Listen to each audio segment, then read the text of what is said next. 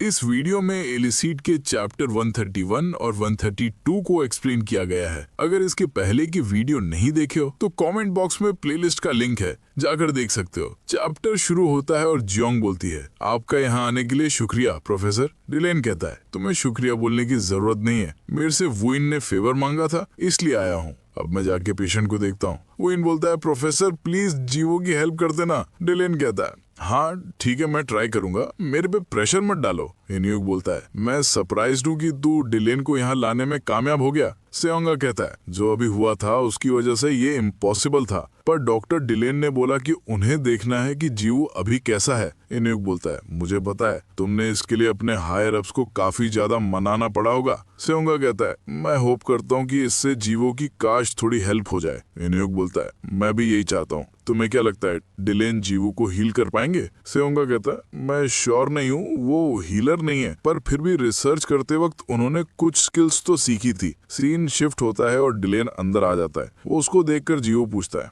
Doctor अब आप कैसे हो? पर उसका जवाब देने के बजाय डिलेन उसको घूर रहा होता है। ये देखकर जीवू थोड़ा घबरा जाता है। प्रोफेसर डिलेन बोलता है, तुम्हारा शुक्रिया, मैं हमेशा से तुम्हें मिलकर वुइन के साथ रहने के लिए शुक्रिया बोलना चाहता था। प्लस मैं तुमसे पहले जो हुआ उसके लिए माफी मांगना चाहता हूँ। मैं कभी कभी अपना गुस्सा कंट्रोल नहीं कर पाता हूँ। जीवो कहता है, मैं वुइन के साथ घूमता हूँ क्योंकि वो मुझे पसंद है, वो मेरा दोस्त है। ये सुनकर प्रोफेसर भी खुश हो जाता है। वो बोलता है, अब मैं तुम्हारी बॉडी चेक करने जा रहा हूँ, इसके लिए मैं अपनी पावर तुम्हारे अंदर डालूंगा, इसलिए उसको फाइट बैक मत करना। सीन शिफ्ट होता है और जिसोक पूछता है, वुइन क्या तुम्हारे टीचर जीवो की ट्रीटमेंट कर रहे हैं? वुइन बोलता है, हाँ वो थोड़ी देर पहले ही अंदर गए हैं। सुबिन पूछती है, इसका मतलब वो जीवो को हील कर सकते हैं? वुइन कहता है, मुझे नहीं पता, वो कोई हीलर नहीं है, पर फिर भी मैंने देखने के लिए बोला है। मैं होप करता हूँ कि वो ठीक हो जाए। सीन शिफ्ट होता है और जीवो पूछता है, तो अभी मेरी बॉडी कंडीशन कैसी है? प्रोफेसर डिलेन कहता है, तुमने सुना ही होगा,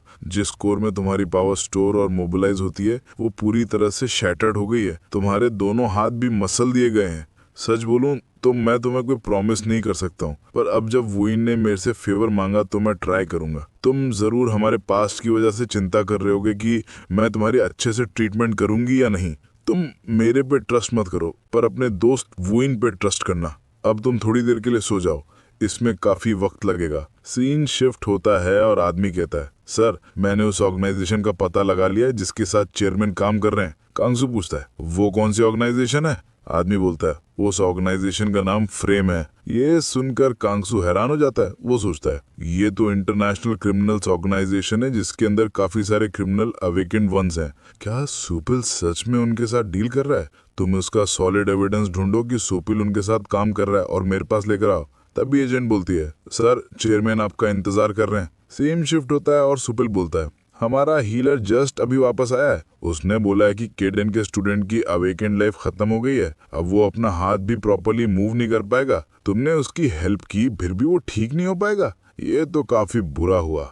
या फिर उसको शुक्र मनाना चाहिए कि वो जिंदा बच गया है। सीन शिफ्ट होता है और इन्यूक बोल रहा है, चेयरवुमेन प्रोफेसर डिलेन ने बोला है कि रिजल्ट आने में थोड़ा टाइम लगेगा। तब भी वहाँ एजेंट आके कहता है, हमने उसको ढूंढ लिया है। सीन शिफ्ट होता है और डार्क एक बिल्डिंग के ऊपर होता है। वो सोचता है, उन्होंने बोला था कि केडन काफी ज्यादा इंजर्ड है, पर इतना इंजर्ड होने के बावजूद वो काफी ज्यादा पावरफुल है। तभी वहाँ उसके पीछे जियोंग आ जाती है। वो बोलती है, तुम उन्हीं लोगों में से है ना जिसने जीवो को किडनैप किया था? डार्क कहता है, अच्छा तो तुम उस बच्चे की बात कर रही हो, तुम्हें तो इसका जवाब पहले से ही मालूम होगा। जियोंग बोलती है, अब मैं तुम्हें बताती हूँ किसी ऐसे से पंगा लेने का क्या नतीजा होता है जिसको शिनवा प्रोटेक्ट कर रही हो। डार्क कहता है, क्या तुम मुझे सबक सिखाएगी? मुझे नहीं लगता तू ऐसा अकेले कर पाएगी। जियोंग अपनी पावर का इस्तेमाल करके वहाँ स्पेशल आइसोलेशन बना देती है। वो बोलती है, मैं अकेले ही तेरे लिए काफी हूँ। सीन शिफ्ट होता है और प्रोफेसर डिलेन जीवो को चेक कर रहा होता है। तभी वो पीछे देखता है जहाँ पे केडन होता है। वो बोलता है,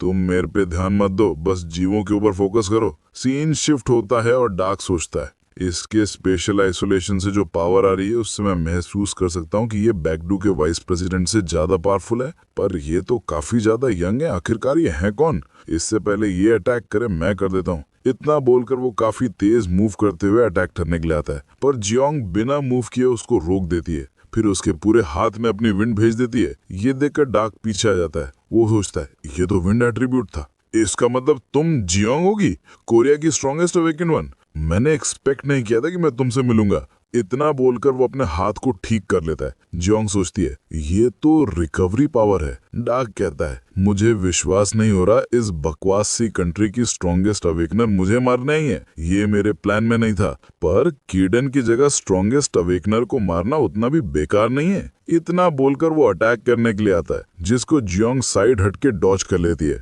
पर हम देखते हैं उसके अटैक से पीछे का एरिया पूरा कट हो जाता है। डार्क वापस अटैक करता है, पर जियोंग उसको एक हाथ से रोकते हुए कहती है अब मैं समझ गई हूँ तुम कौन हो। तुम अमयोंग हो, जिसको डार्क भी बोलते हैं, जो कि रैंकर हंटर है। तुम ये सब ग्लोबल रैंकर्स के लिए करते हो। ये सुनकर डार्क काफी सारे अटैक करने लगता है। ये देखकर जियोंग अपनी पावर का इस्तेमाल करके वहां से गायब हो जाती है। वो ऊपर उड़ते हुए बोलती है तुम उतने पावरफुल नहीं हो जितना बोला जाता है। इतना बोलकर वो अटैक करती है, जिससे वहां की पूरी बिल्डिंग टूट जाती है और डार्क का काफी बुरा हाल हो गया होता है। वो सोचता है क्या हमारे बीच में पावर डिफरेंस इतना ज्यादा है। फिर हम एक पास्ट का सीन देखते हैं, जहाँ पे डार्क पूछता है केडन आप हमेशा वेकेंड वीक को क्यों चैलेंज करते रहते हो। केडन बोलता है ये तो ऑब्वियस है, क्योंकि मैं सबसे स्ट्रॉन्गेस्ट बनना चाहता हूँ। डार्क कहता है मैं श्योर हूँ कि आप वर्ल्ड के टॉप 10 अवेकन वन के जितने स्ट्रांग होंगे। केडन कहता है हाँ, पर मैं 100% श्योर नहीं हूँ, क्योंकि कोई नहीं जानता कि वर्ल्ड के टॉप 10 कितने ज्यादा स्ट्रांग हैं। डार्क तुम भी काफी जीनियस हो, पर इस दुनिया में ऐसे भी मॉन्स्टर हैं जो तुमसे भी ज्यादा स्ट्रांग होंगे, इसलिए हमेशा स्ट्रांग बनते रहना। डार्क सोचता है ये उन्हीं मॉन्स्टर में से एक है।